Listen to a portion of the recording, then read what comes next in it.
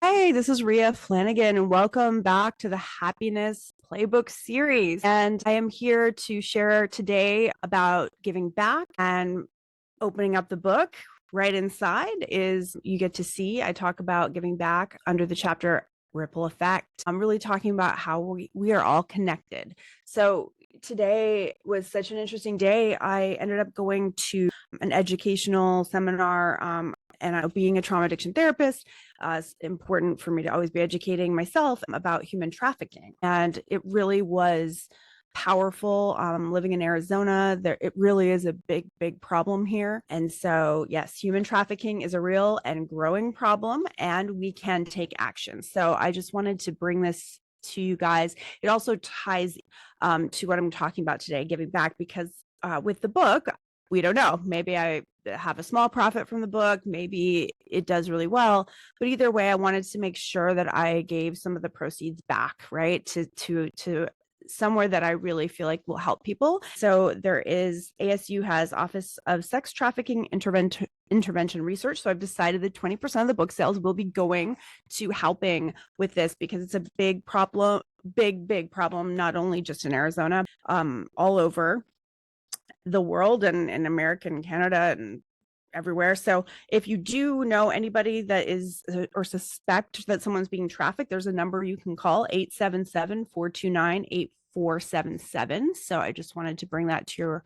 attention and just share a little bit, about why this is so important. There really is this piece of, when we have enough, right, that giving that 10-20% back, right, to an organization, to people that may not have as much and need support. And it's such an important part of this journey. And it is, I really find purpose in that. So, finding purpose. And today I felt very emotionally connected during the workshop, and I knew, I was like, this is it. And I've been sort of looking and scanning, like, where am I going to put this 20% of the book? And the book really is to help people. And so I really wanted some of the profit to go towards organization that helps people.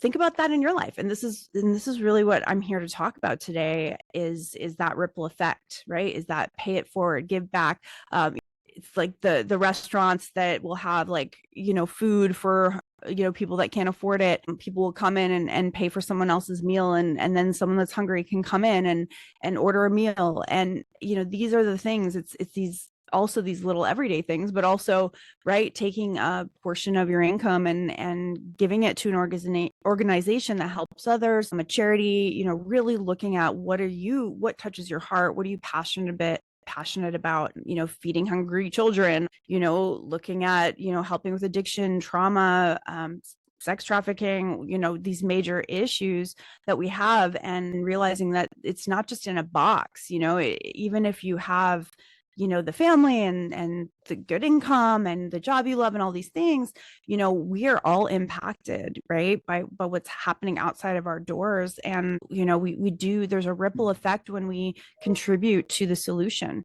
There's a ripple effect of helping, right? I always think, if I can help one person be sober, right, maybe that person doesn't, hit someone in a DUI and saves, a life or two. Again, it's, all of our actions have consequences. And when we are paying it forward, when we are giving back, when we're coming from our heart, it's just, it's so important for humanity, for evolution, for everything, to really take that time and energy towards that nonprofit or whatever it is, again, that you believe in and want to be a part of the solution.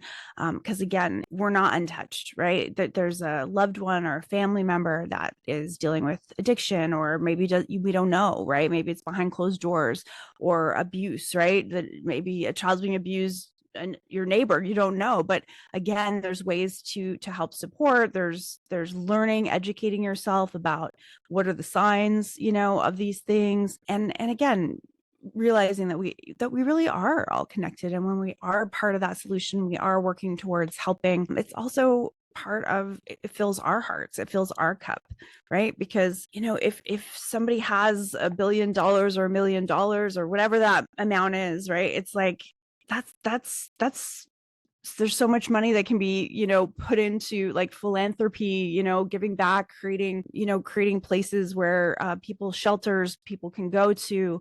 And again, this is joy is not having $1 million. It's so much about helping others, and that we're in this together, and we're not meant to be alone, and we're not, and having an excess of money and hoarding that's not healthy. That's not joyful, right? Being in scarcity mentality, that's not fun either, right? So realizing that there is abundance of helpers, there's an abundance of charities out there, that there are places to go if you are somebody who actually needs help, and you're able to access this YouTube since it's free.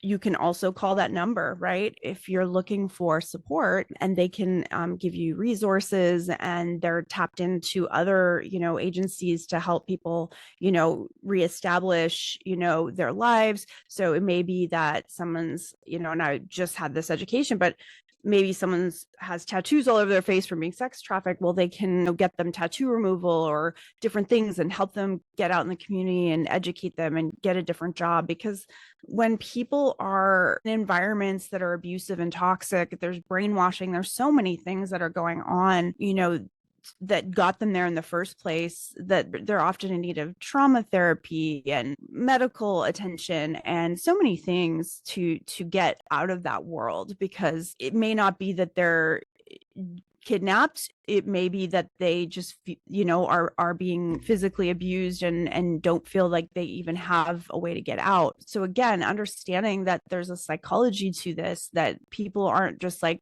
loving their life in that industry all the time. There are sex workers that are independent, and they're not being abused. So that's a thing too. I'm not speaking about that right now. I'm really talking about people that are in unsafe environments, being trafficked, being abused, don't feel safe, don't feel like they can leave. And so this is really what we're honing in on here, and that's that education. But again, whatever it is that you're passionate about, where do you want to help? What speaks to your heart? What moves you? I mean, I was in there and I was like, oh, I'm going to not get out of here without crying. So I knew I was moved. I knew that I wanted to be a part of the solution.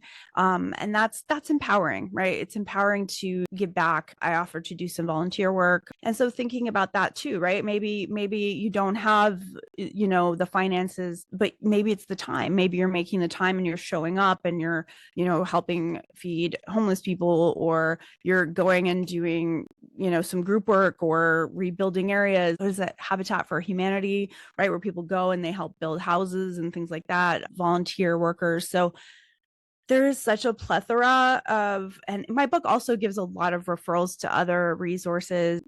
Ariana Huffington's Thrive has a huge resource list on the back of volunteer organizations, things that you can be part of, so you can kind of scan that and look at what really speaks to your heart. But again, this is huge. I think if you're not part of giving back in some way, you're missing out on something that does increase levels of happiness. That's something that people don't always talk about, but it's true. Yes, working with addiction and trauma is challenging, and there is a high burnout rate too for therapists and caregivers in the field. So sometimes having other streams of income, I wrote a book and I'm doing YouTube and trying to do different things, because again, it can be a lot, and this field has high burnout. So even trying to helping others, figuring out ways for us that are the caregivers of the world, right, to also have balance is so important. And this book also speaks to that. I did want to share also with you guys today, I got such a sweet text message about the book Happiness is an Inside Job Playbook, that a friend of mine is a therapist, and she was running a group, and she texted me today, got your book and using it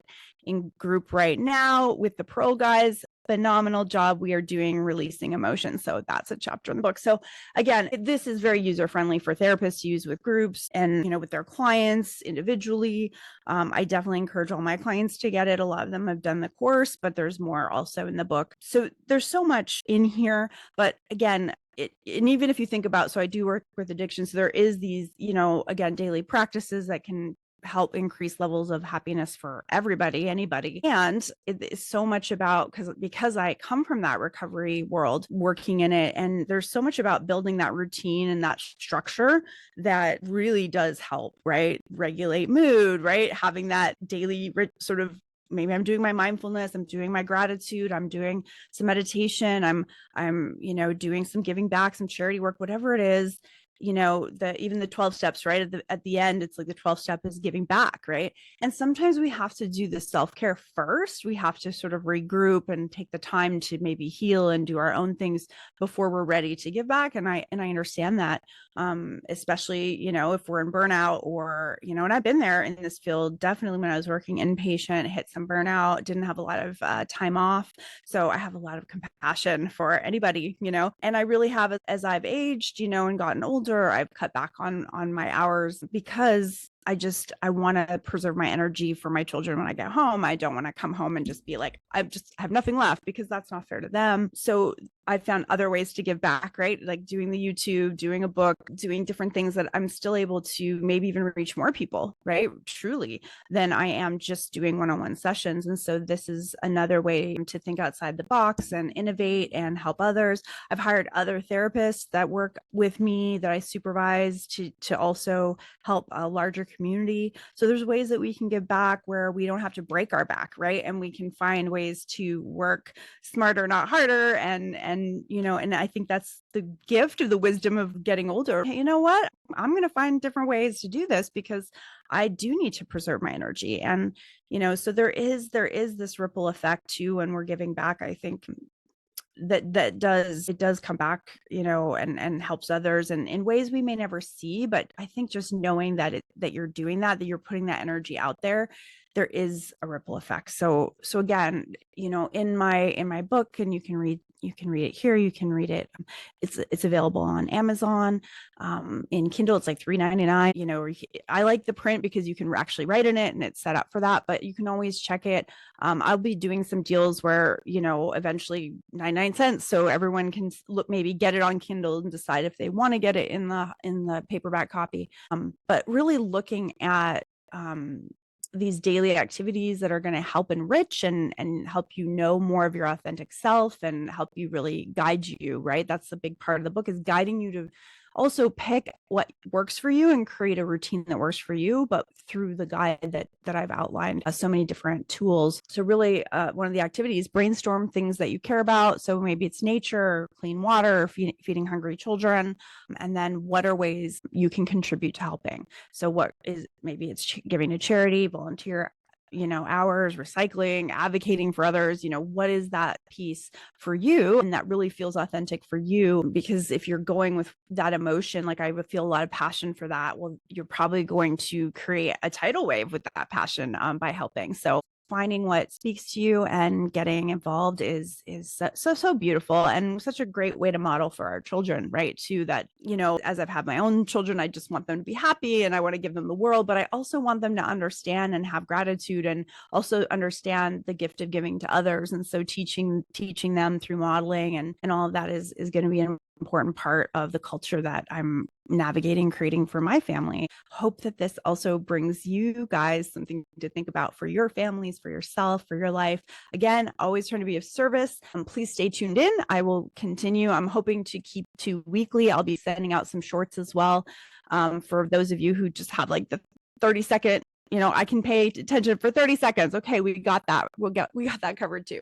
So please like, subscribe, comment. I am working on the second book about, so Happiness Playbook series will be focused on relationships. So I do want to hear from you. I want to hear from you about what you want, to know more about. And as a researcher in a doctoral program, right, I'm going to do my research. I'm going to bring research into the book, just like I did this one, evidence-based knowledge for you all, not just talking always off the cuff, really also bringing in that, evidence-based backed research for you. But tell me what it is that you want to know more about. And I have certification training and sex addiction and multiple addictions. So gaming, pornography, so many things now, right? Like screens, like there's so many new gambling, different addictions that we're really acknowledging, that have it's not just drugs and alcohol. There's so many process addictions too. So, but also, and people can be addicted to relationships, right? To the high. So even talking about love addiction. So Pia Melody's work, I have a lot of training in her work. So really looking at, are you addicted to love and, or the high, the romance, the fantasy, and reality is like, do you go from relationship to relationship or marriage to marriage looking for a high rather than being in reality of what really is intimacy and what is real? A lot of people struggle with that. Or maybe you're leaving a relationship because you didn't feel like there was real intimacy, or your partner wasn't willing to meet you halfway and refused the marriage counseling or refused your calls for help, and you had to get out. Or maybe you feel like you're afraid there's some codependency, like what would it be like to have to date again, so I just stay with this person but I'm not happy. So really, what are the things that come up for you? Please, like, put it in the comments, like what are you interested to know more about, and so that I will be integrating, right? Immersive, this is a very immersive experience. I will be integrating what you guys are bringing to me into this book, and I really want that because I'm writing this to help others. So I need to know, what do you want to know? And I'm excited for this process. And thank you so much for being here. I'll be out with another podcast next week for you all that are tuning into the whole thing. I appreciate you, and I'll be sending again out some shorts as well. So thank you for joining. Take care.